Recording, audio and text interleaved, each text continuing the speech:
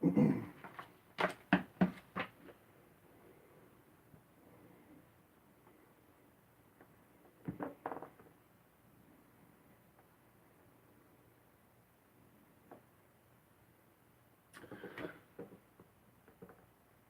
is this is weird. All right.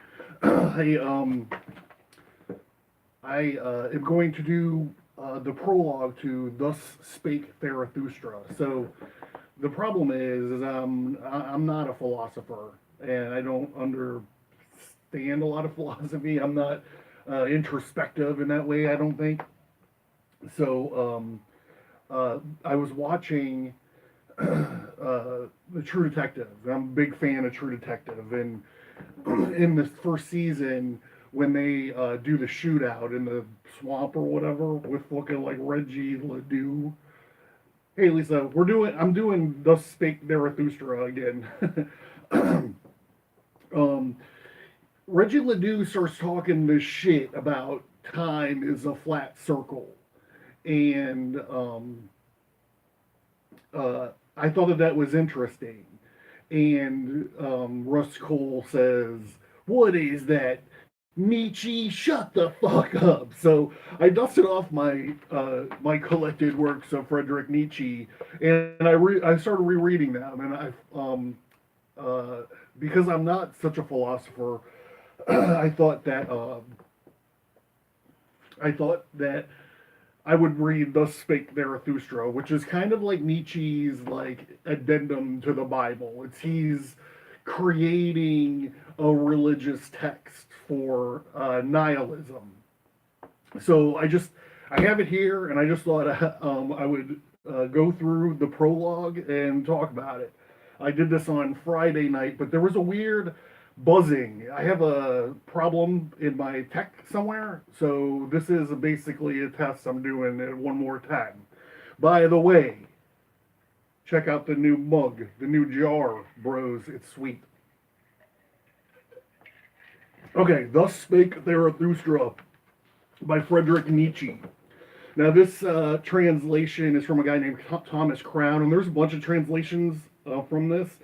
I'm only going to point that out once when we get into the text because an alternate translation is better to understand what he's talking about. So remember, this is Nietzsche's religious myth about nihilism. He says it starts out, Zarathustra is the dude, and he lives in a cave on a hill. He says, when Zarathustra was 30 years old, he left his home and the lake of his home, and he went into the mountains, and there he enjoyed his spirit and his solitude for 10 years and did not weary of it. But at last his heart changed, and rising one morning to the rosy dawn, he went before the sun and spake thus to it. O great star, why would there thy happiness if thou hadst not for whom thou shines? Imagine if we fucking had a talk like this. For 10 years hast thou climbed hither into my cave, and would have wearied of thy light of thy journey, had it not been for mine eagle and my serpent. We're going to see this serpent and this eagle business later. But we awaited for thee every morning, and took from thee thine overflow, and blessed thee for it. And lo, I am weary of my wisdom, like the bee that hath gathered too much honey, and I need hands outstretched to take it. We're doing a giveaway for these mugs, by the way. You can hear all about it on the new episode. I would fain bestow to distribute until the wise have once more become joyous in their folly, and the poor happy in their riches. Therefore must I descend to the deep, as thou dost in thy evening, when thou goest behind the sea, and giveth light also to the nether world, thou exuberant star. Like thee I must go down, as men say, to wisdom I shall descend, and blessed me then who tranquil eye, that canst behold even the greatest happiness without envy. Blessed the cup that is about to overflow, that the water may flow golden out of it. Hey, it's turned into a party. And carry everywhere the reflection of thine bliss. Lo, this cup is again going to empty itself, and Zarathustra is again going to be a man. Thus began Zarathustra's downgoing. Now he says downgoing, and that's a way of saying like his journey from like the spiritual kind of realm that he spent his 30 years in going down to kind of the material world. Zarathustra went down the mountain alone, like a Jimi Hendrix song. No one meeting him, and when he entered the forest, however, there suddenly stood before him an old man who had left his holy cot to seek roots, and thus spake the old man to Zarathustra. No stranger to me is this wanderer. Many years ago passed he by. Zarathustra he was called, but he hath altered. So this is the first bit that we see in Thus Spake Zarathustra about this time as a flat circle. This old wizard that he's talking to is explaining that he's been here before, and he met Zarathustra before on the same road, but it's not the same Zarathustra. Zarathustra has been altered. When you read this in text, he's been altered by time. He's aged. This is, Nietzsche calls it the eternal occurrence and reoccurrence. So it's a thought experiment that he has, and basically it's a way to shake you from your daily grind. He says, basically the idea of the thought experiment, this eternal occurrence and reoccurrence is, no matter what you're doing, you've been here before. You've done this before. You've had this exact same conversation before. And it's going to happen over and over and over again. And the thought experiment of eternal occurrence and reoccurrence is meant to make you realize or make you jolt, like, if you keep doing the same thing in your life over and over and over again, you're stuck in this recurrence loop. Time is a flat circle. And when you look at it from above, you can see it's like a vinyl record with the grooves in it. And you're just stuck doing the same shit over and over again. So this is the first appearance. He does it again. He does it more, but this is the first appearance of this eternal occurrence and reoccurrence business. Then thou carriedest thine ashes into the mountains. Wilt thou now carry thy fire into the valley? Fearest thou not the incendiary doom? Groundhog Day, yes. I recognize Zarathustra, pure in his eye, and no loathing lurketh about his mouth. Goeth he not along like a dancer? Altered is Zarathustra, a child hath Zarathustra become. An awakened one is Zarathustra, and wilt thou do in the land of the sleepers.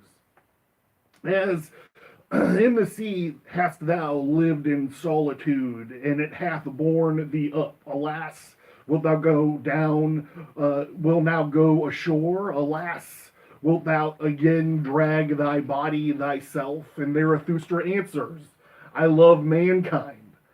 I also love mankind. He's my favorite professional wrestler.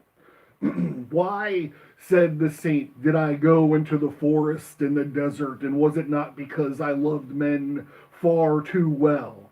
Again, bros, it's a party. Zarathustra answered, what spake I of love? I am bringing gifts unto men. Give them nothing, said the saint, rather part of their load and carry it along with them. That will be most agreeable unto them, if only it be agreeable unto thee.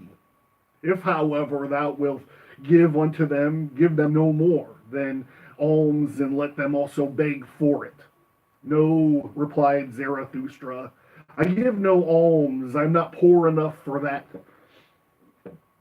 The saint laughed at Zarathustra and spake thus, then see to it that they accept thy treasures. They are distrustful of the anchorites. They do not believe that we come with gifts. The fall of our footsteps ringeth too hollow through their streets. And just as at night they are in bed and hear a man abroad long before sunrise, so they ask themselves concerning us, where goeth this thief? Go not to men, but to stay in the forest, and go rather to the animals. And why not be like me, a bear amongst bears and a bird amongst birds? And what doeth the saint in the forest? Asked Zarathustra. And the saint answered, I make hymns and I sing them. In making hymns I laugh and weep and I mumble, and thus do I praise God.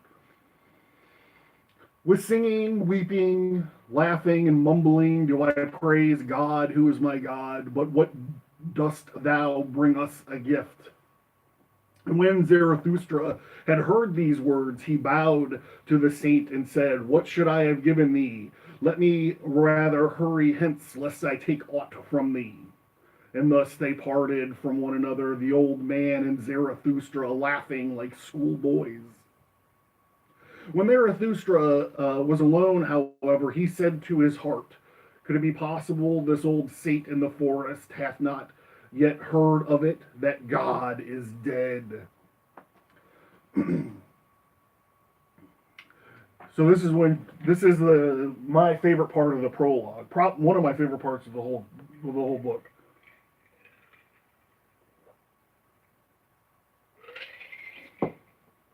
We're getting to it. It's not just yet. When Zarathustra arrived at the nearest town which adjoineth in forest, he found many people assembled in the marketplace. For it had been announced, a rope dancer would give a performance, and Zarathustra spake thus unto the people. So this is the part about the translation that I was in the translation that makes a little bit more sense. This rope dancer is actually high wire walker. He's a tightrope walker. So we'll see that the metaphor of the tightrope walker is very important. So Zarathustra shows up, and the townspeople at this village are all sitting around waiting for this tightrope walker to like fucking entertain him or something. And Zarathustra's like, all right, great. There's a bunch of people here. I'm just going to start yelling at them. And he starts yelling at them about about wanting to make them become supermen, like a ubermensch. He says, I teach you the Superman. Man is something that is to be surpassed. And what have you done to surpass man? All beings hitherto have created something beyond themselves, and ye want to be the ebb of the great tide, and would rather go back to the beast than to surpass man. So I think the reason I like this so much is because I pay attention to these social justice warriors, these virtue signalers. They're like modern, postmodern deconstructionalists. And he's about to run into a fucking wild pack of social justice deconstructionists right here. He's saying you have to be better. You have to do something to elevate yourself past where man is. And this is a problem with postmodernism, right? They say, well, postmodernists would, looking at it cynically, postmodernists would look at a piece of classical art by the masters, and he would be like, this is nothing. You don't need skill to make a painting. Watch, I'll fucking throw some paint on this canvas over here. It'll be called art too. So that's the kind of fucking people Zarathustra is about to fucking run up against. All being hitherto had created something beyond themselves, and ye want to be the ebb of the great tide, and would rather go back to beast than surpass man. And what is ape to man? A laughing stock, a thing of shame, and just the same shall man be to Superman, a laughing stock, a thing of shame. You have made your way from the worm to man. This is that fucking Antichrist Superstar. The whole album. going from a worm to becoming a man. And much within you is still worm. Once ye were apes, and even yet men is more of an ape than any of the apes. The planet of, it's the fucking escape of the planet of the apes. Even the wisest among you is only a disharmony, a hybrid of a plant and a phantom. But do I bid you to become phantoms or plants? Lo, I teach you the Superman. The Superman is the meaning of earth. Let your will say, the Superman shall he the meaning of the earth. I conjure you, my brethren, remain true to the earth, and believe not those who speak unto the super earthly hopes. Prisoners are they, whether they know it or not. Prisoners of the planet of the apes.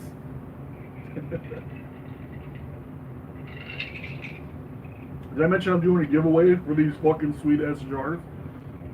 They're called the Vessel of the Art.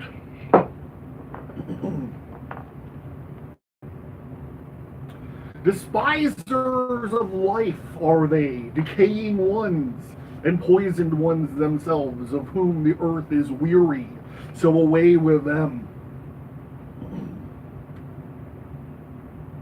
Once blaspheme against God was the greatest of blasphemy, but God died, and therewith also those blasphemers. To blaspheme the earth is now the dreadfulest sin, and to rate the earth than the unknowable higher than the meaning of the earth. Once the soul looked contemptuously on the body, and then that contempt was the supreme thing. The soul wished the body meager, ghastly, and famished. Thus it thought to escape from the body and the earth. Oh, that soul was itself meager, ghastly, and famished, and cruelty was the delight of that soul. But ye also, my brethren, tell me, what doth your body say about your soul? Oh boy.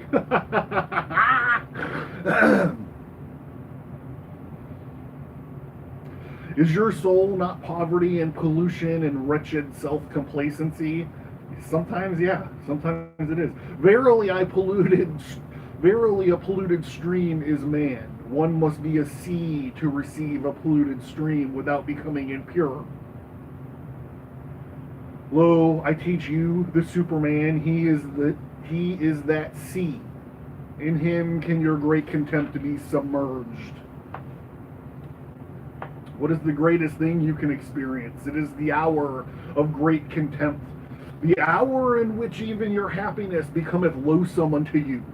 Your happiness becomes loathsome unto you.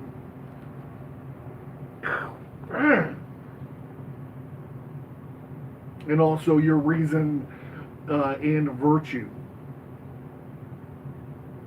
What hour when we say, what good is my happiness? It is poverty and pollution and wretched self-complacency. But my happiness should justify existence itself. The hour when we say, what good is my reason? Doth it long for knowledge as the lion for his food? It is poverty and pollution and wretched self-complacency. The hour is when they say, my good... Oh, wait. The hour when we say, what is good is my justice. I do not see that I am fervor and fuel. The just, however, are fervor and fuel. The hour when we say, what is good is my pity.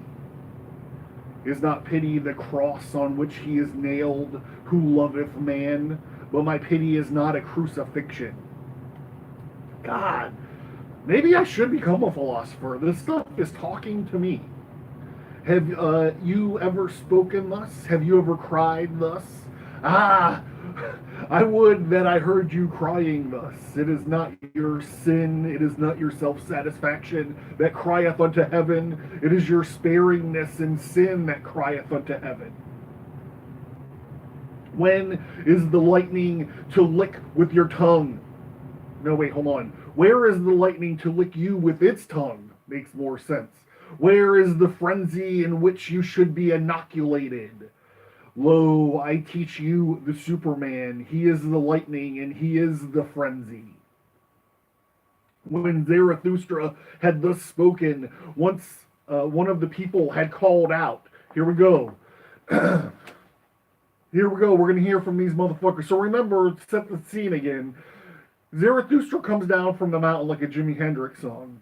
He runs into this town, and the whole town's amassed, waiting for this tightrope walker to entertain them. And Zarathustra's like, "Hey man, there's some people here. I'm gonna fucking preach to them." So he starts screaming at these people about how they're wasting their lives, and they're just biding their time, and they suck. And you need to aspire to be better because you're just like sitting here waiting for this fucking tightrope walker. And so after this diatribe, after yelling at these people, they start heckling him. And they said, "We have heard enough of the rope dancer." So they think that he's part of the act. "It is now time for us to see him." And all the people laughed at Zarathustra. But the tightrope walker, who thought the words applied to him, began his performance. Zarathustra, however, looked at the people and wondered. He was like, "Why aren't you paying attention to me? I'm dropping bombs of knowledge on you guys."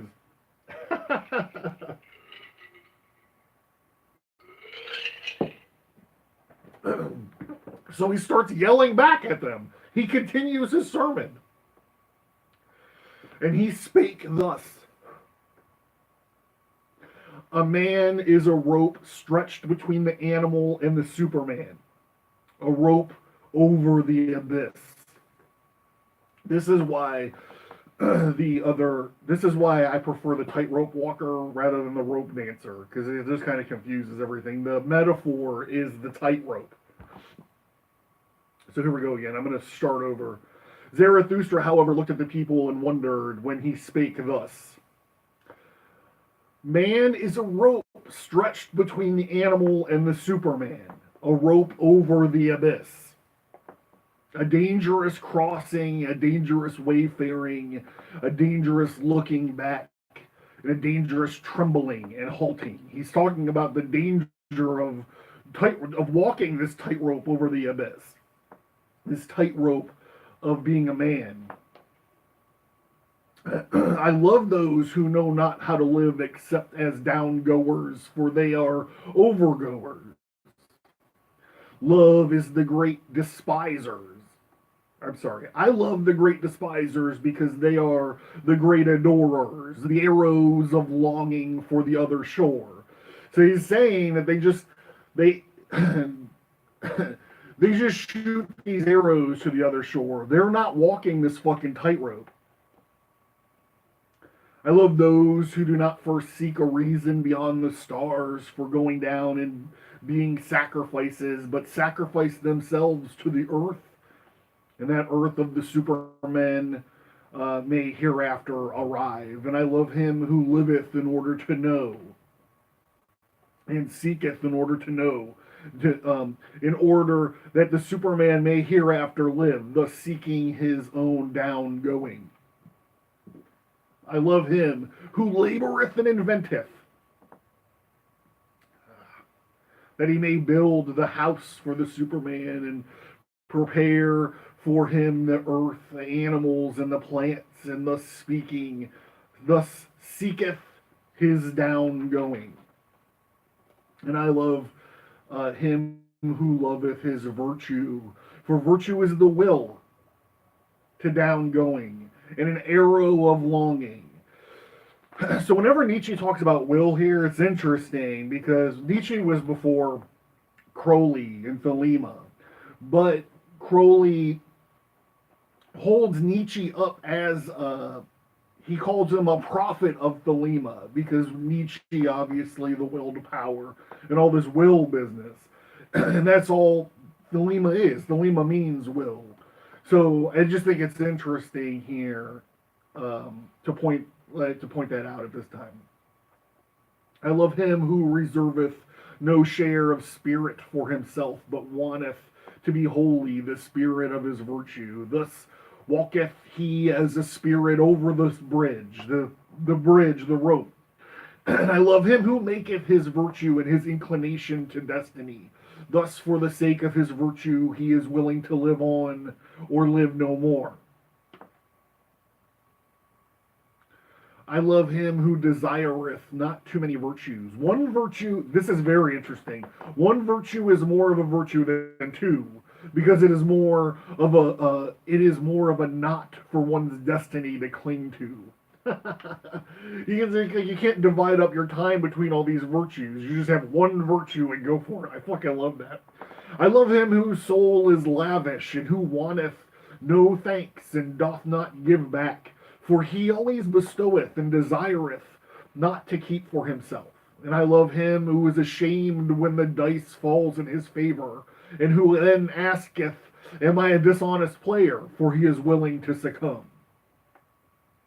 And I love him who scattereth golden words in advance of his deeds, and always doeth more than he promised, for he seeketh his own down going. And I love him who justifieth the future ones and redeemeth the past ones, for he is willing to succumb through the present ones. I love him who chasteneth his God, because he loveth his God, for he must succumb through the wrath of his God. I love him whose soul is deep, even in the wounding, and many succumb through the small matter. Thus goeth he willingly over the bridge. Again, we're talking about that bridge of man between animal and Superman. I love him.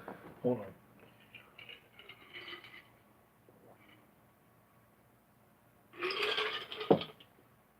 You have to get a refill here in a minute. I love him whose soul is overfull, that he forgetteth himself, and all things are in him. Plus all things become his downgoing. And I love him who is a free spirit and a free heart. Thus his head only the bowels of his heart. His heart, however, causeth his downgoing. And I love all who are like heavy drops falling one by one out of the dark cloud that lowereth over man. They herald the coming of the lightning and succumb as heralds. Lo, I am the herald of the lightning and the heavy drop out of the cloud. The lightning, however, is the Ubermensch.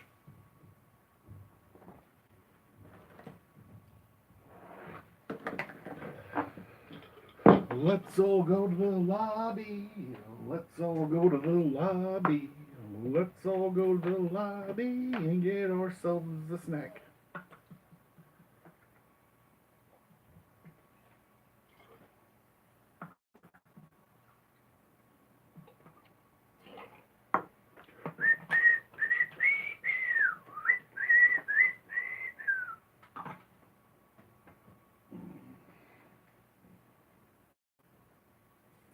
Usually on the show, I'd play the commercial music for this part.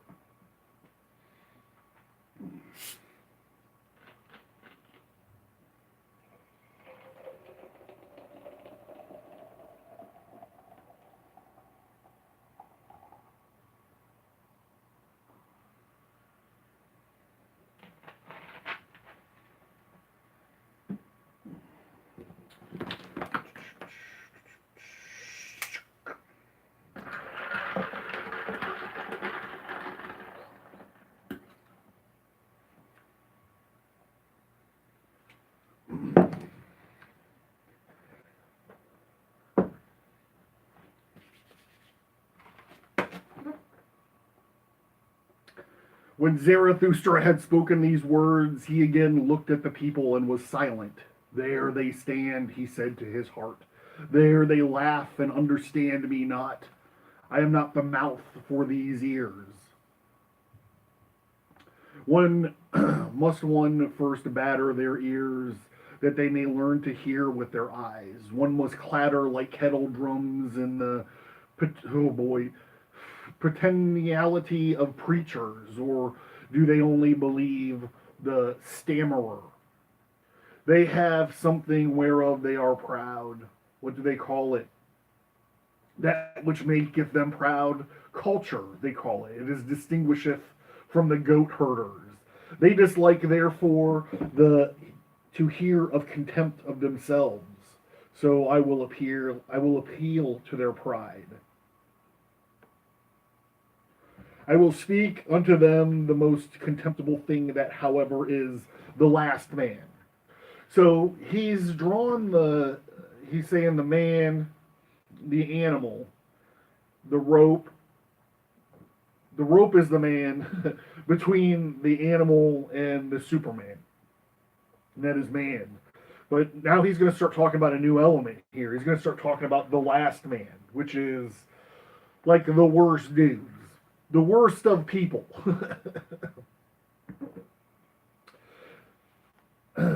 So, so you get it in your mind's eye. This fucking trapeze artist or this tightrope walker is starting to do his little show, and Zarathustra is preaching to the crowd that's amassed to watch this dude. And he's preaching to them, and they're heckling him, and he just keeps preaching back to them about how they're fucked. All these people are fucked. So Zarathustra, and thus they spake Zarathustra unto the people. So they heckled him, and here he goes. He's going to go back, but now he's talking about them as the last man. So he's preaching about the Superman, and now he's like, "This is you guys. You guys are all fucked up."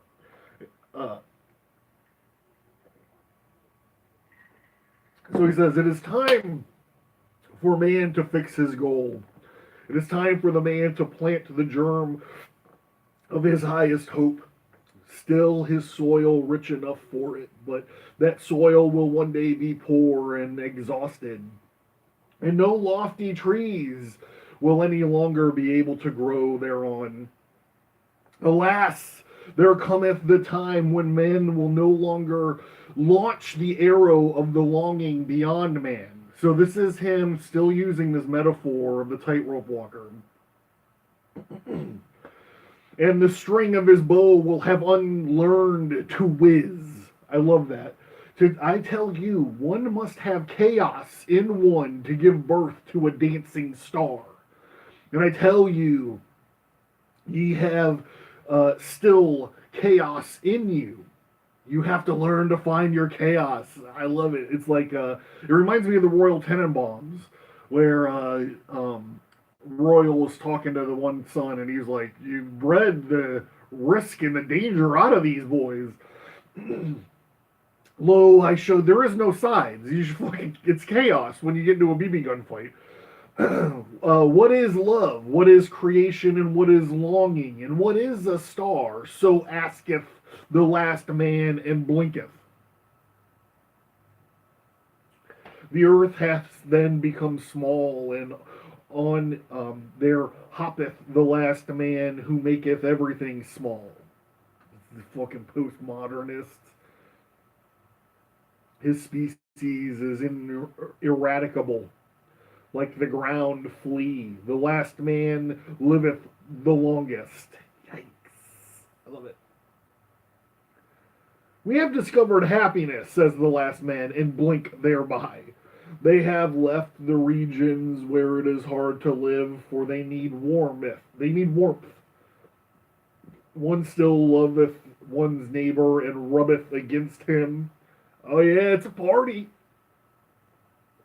For one needeth warmth. Turning ill and being distrustful, they consider sinful, and they walk warily. He is a fool who still stumbleth over stones or men. A little poison now and then that maketh pleasant dreams, and much poison at last for a pleasant death." Here, here. Hey, I'm giving these jars away, by the way. You want to check into the podcast and find out how to win yourself one.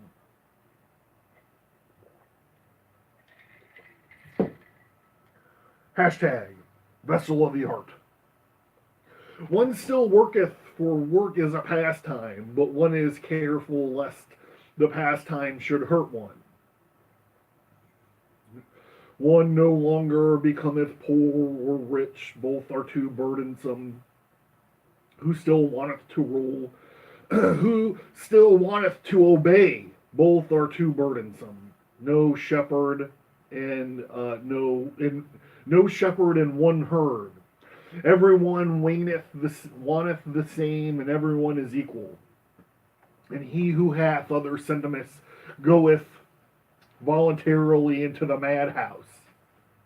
What am I doing? Formerly all the world was insane, says the subtlest of them, and blink thereby. They are clever and know all that hath happened. So there is no end to their raillery. People still fall out, but are soon reconciled, otherwise it spoileth their stomachs. They have their little pleasures for the day, and they have their little pleasures for the night, but they have a regard for health. We have discovered happiness, says the last men, and blink thereby. And here ends the first discourse of Zarathustra, which is also called the Prolog. He says it ends here, doesn't end here. For this is the point of the shouting and the mirth, and the multitude interrupt him. And they say, give us this last man, O Zarathustra. And they call out, make us into these last men. Then we will make thee the present of the Superman. And all the people excluded and smacked their lips, and Zarathustra, however, turned sad, and sad to his heart. And he said, they understand me not, for I am not the mouth for these ears. Too long, perhaps, have I lived in the mountains, and too much have I hearkened unto the brooks and the trees. Now do I speak unto them as unto the goat herders. Calm is my soul, and clear like the mountains in the morning, but they think me cold, and a mocker with terrible jests. And how do they look at me and laugh? And while they laugh, they hate me too. The ice is in their laughter. Then, however, something happened which made every mouth mute and every eye fixed. In the meantime, of course, the tightrope walker had commenced his performance, and he had come out a little door where he was going along the rope, which was stretched between two towers, so that it hung above the marketplace and the people. And when he was just midway across, the little door opened once more, and a gaudily dressed fellow, like a buffoon, sprang out and went rapidly after the first one. And go on, halt foot, cried his frightful voice. Go on, lazy bones, interloper, sallow face, lest I tickle thee with my heel. What dost thou do here between these towers? And the towers is the place for thee.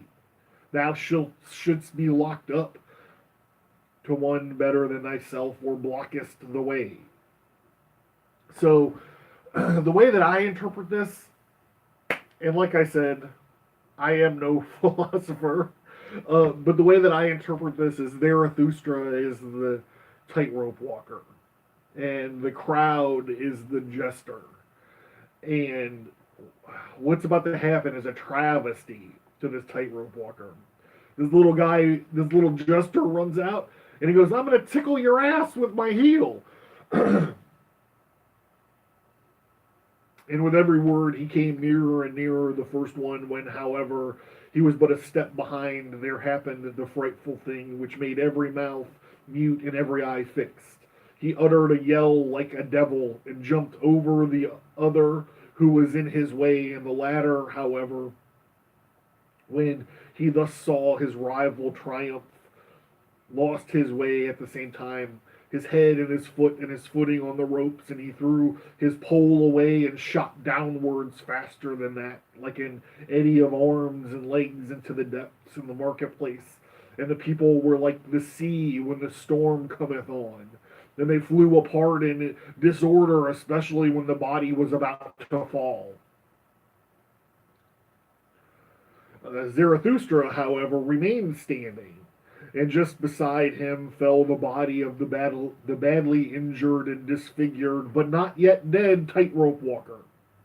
After a while, consciousness returned to the shattered man, and he saw Zarathustra kneeling beside him, and he said, what art thou doing here? At last, I knew long ago the devil would trip me up, and now he draggeth me to hell. Wilt thou prevent him. On mine honor, my friend, answered Zarathustra, there is nothing of all that whereof thou speakest. There is no devil and there is no hell. Remember, Zarathustra says God is dead and nobody else knows it. Thy soul will be even dead sooner than thy body. Fear therefore nothing any more. This is nihilism in action. The man looketh up distrustfully. If thou speakest the truth, he said, I lose nothing when I lose my life, and I am not much more than an animal which hath been taught to dance by blows and scanty fares. Not at all, said Zarathustra. This is it. This is the whole point of it. The guy is like, I died in the pursuit of doing this wild, awesome thing. And it doesn't mean anything because it's nihilism. It doesn't mean anything. Zarathustra says, no, not at all. Thou hast made danger thy calling. Therein there is nothing contemptible. Now thou perishest by calling. Therefore I will bury thee with thine own hands. When Zarathustra had said this, the dying one did not reply further, but he moved his hand as if he sought the hand of Zarathustra in gratitude. And meanwhile, the evening came. So Zarathustra is lying to this guy because he says he's going to bury him, but he doesn't want to bury him at all. We're going to find out. Meanwhile, the evening came on, and the marketplace veiled itself in gloom, and the people dispersed, for even curiosity and terror became fatigued. And Zarathustra, however, still sat beside the dead man on the ground, absorbed in thought. So he forgot time, but at last it became night, and a cold wind blew upon the lonely one. Then arose Zarathustra, and he said to his heart, Verily, a fine catch of fish hath Zarathustra made today. It is not a man that he had caught, but a corpse. Because remember, he was preaching to this whole fucking village. He was preaching to the whole village.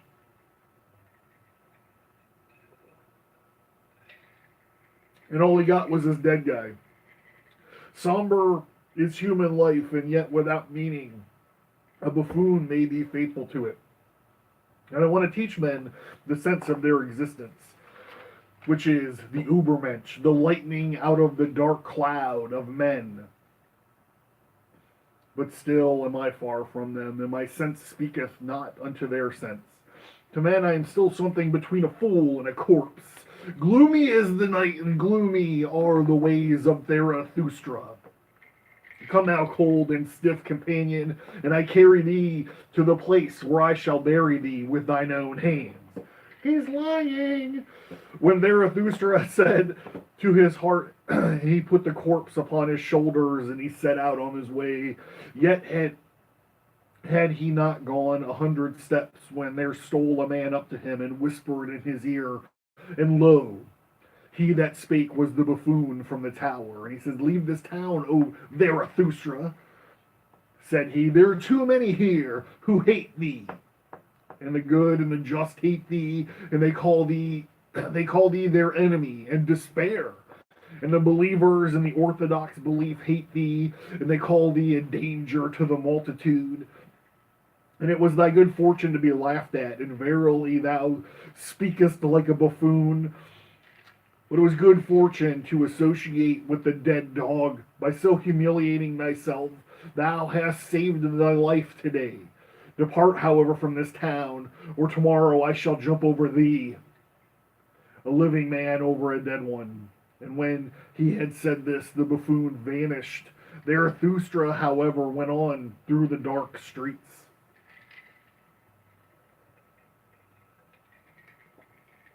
And at the gate of this town, there were grave diggers met him.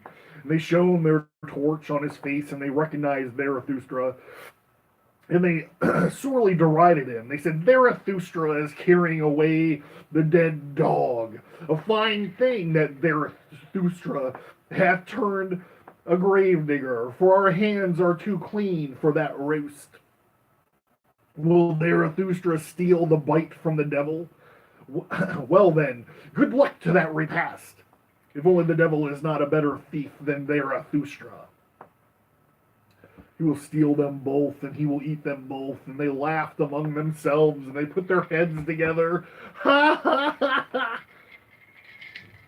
They're jerks, these guys. Zarathustra made no answer thereto, but went on his way, and he had gone on for 2 hours past the forests and past the swamps, and he had heard too much of the hungry howling of the wolves, and he himself became hungry, so he halted at a lonely house in which a light was burning. Hunger attacketh me, said Zarathustra, like a robber among the forests and the swamps. My hunger attacketh me, and late in the night, and strange humours hath my hunger. Often I cometh to me after a repast, and all day it had failed to cometh, but where had it been? So he's saying, like, all of a sudden he's fucking hungry, and he can't figure it out. A living man and a dead one, said Zarathustra, give me something to eat and drink. I forgot it during the day, and that feedeth my hungry refresheth his own soul, saith wisdom. The old man withdrew, but came back immediately and offered Zarathustra bread and wine. Hey, we're doing a giveaway for these jars, by the way, if you're interested. Check out the latest episode of the podcast. A bad country for the hungry, saith the old man. That is why I live here. Animal and man come unto me in their anchorite. But they bid the companion eat and drink also. He is wearier than thou, Zarathustra answered. My companion is fucking dead. I shall be hardly able to persuade him to eat. This is the... never mind. Thou doeth not concern me, said the old man sullenly. He that knocketh at my door must take what I offer him. Eat and fare ye well. So Zarathustra is back on the road with his fucking dead companion that he was supposed to bury with his own hands. Therefore Zarathustra again went on for 2 more hours, trusting the path and the light of the stars, for he was an experienced night walker, and liked to look into the face of all that slept. Thank you very much.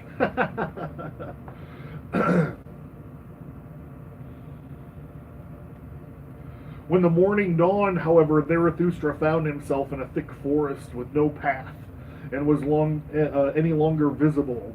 He then put the dead man in a hollow of a tree at his head, for he wanted to protect him from the wolves. And he laid himself down on the ground in the moss, and immediately he fell asleep, tired in body, but with a tranquil soul. Long slept Zarathustra, and not only the rosy dawn passed over his head, but also the morning, and at last, however, his eyes opened, and amazed he gazed into the forest and the stillness. Amazed he gazed into himself, and he rose quickly like a seafarer who all at once seeth the land, and he shouteth for joy, and he saw the new truth, and the new, and spake thus to his heart. A light hath dawned upon me. I need companions. He says, we sleeping with this dead guy all night. He wakes up and he goes, hey, I need companions. I need living ones and not dead companions and corpses, which I carry with me where I will. But I need living companions who will follow me because they want to follow themselves into the place where I will. A light hath dawned upon me. Not to the people is Zarathustra to speak, but to companions. And Zarathustra shall not be the herdsman and hound. To allure many from the herd, it is proposed, have I come. The people in the herd must be angry with me. A robber shall Zarathustra be called by the herdsmen. Herdsmen, I say, but they call themselves the good and the just herdsmen. And I say, but they call themselves the believers in the orthodox belief. So he's fucking leveling off against Christianity right here. Behold the good and the just. Whom do they hate the most? Him who breaketh up their tables of values, the breaker, the lawbreaker? He, however, is the creator, and I am the creator. Behold the believers of all beliefs. Whom do they hate the most? him who breaketh up the... Oh, wait, I just did that one. Companions, the Creator seeketh not corpses, but not herds or believers either. Fellow creators, the Creator seeketh those who grave new values on the tables. Companions, the Creator seeketh the fellow reapers, for everything is ripe for the harvest with him. But the lacketh the 100 sickles, so he plucketh the ears of corn and is vexed. Companions, Creator seeketh such is such as now how to whet their sickles. Destroyers will they be called, and despisers of good and evil, but they are reapers and rejoicers. Fellow creators, Zarathustra seeketh. Fellow reapers and fellow rejoiners, Zarathustra seeketh, but he hath not to do with herds or herdsmen or corpses. And now, my first companion, this is the guy that died, the tightrope walker, that he's like, I promise you, I'll bury you with my own fucking hands. And he put him in a tree. He jammed him in a tree. He says, and now, my first companion, rest in peace. Well, I have buried thee in the hollow of the tree. I have hid thee from the wolves, but I part from thee. The time hath arrived. Twixt rosy dawn, there came unto me a new truth. I am not to be a herdsman, nor am I to be a grave digger, and not any more will I discourse unto the people. So this is why he stopped evangelizing, I guess. For the last time I have spoken unto the dead, with the creators and the reapers and the rejoicers. I will associate the rainbow, and I will tell them in all the stairs to the Ubermensch, to the lone dwellers, I will sing my song. Then to the twain dwellers, and unto him, and that still hath ears for the unheard, I will make thee heart heavy with my happiness. I will make for my goal, I follow my course over the loitering and the tardy, and I will leap. Thus let my ongoing be their down going.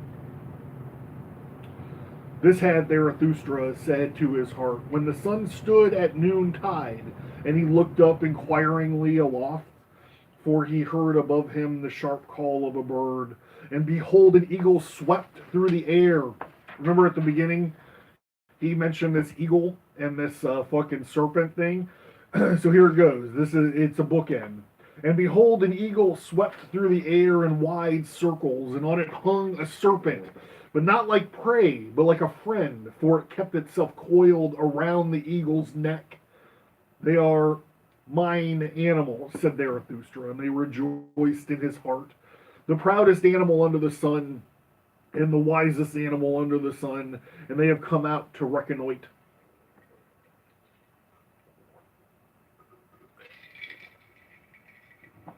They want to know whether Zarathustra still liveth. And verily do I still live. More dangerous have I found it among men than among animals. In the dangerous path goeth Zarathustra, and let mine animals lead me. When Zarathustra had said this, he remembered the words of the saint. This is the wizard that he met at the beginning of the story, in the forest. And then he sighed, and he spake thus to his heart.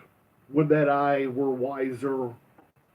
Would that I were wise from the very heart, like my serpent. But I'm asking the impossible, therefore I do not ask my pride to go away with my wisdom. This is the balance of getting old, isn't it? If my wisdom should someday forsake me, alas, it loveth to fly away. May the pride then fly with my folly. And thus began Zarathustra's downgoing. So, this has been like an hour, but this is just the prologue of this book. It goes on and on. And that was Thus Spoke Zarathustra, the prologue. And the main reason I got into this, and I was talking about this weekend, was because of True Detective. And not only this season was it kind of fell apart for me at the last episode, but it mirrored the time as a flat circle thing over and over. And I knew that the time of the flat circle thing was a Nietzsche thing. So it caused me to dig into this, and that's what I'm talking about this weekend. So, yeah, thank you guys for tuning in. I appreciate it. I appreciate it. Towers out.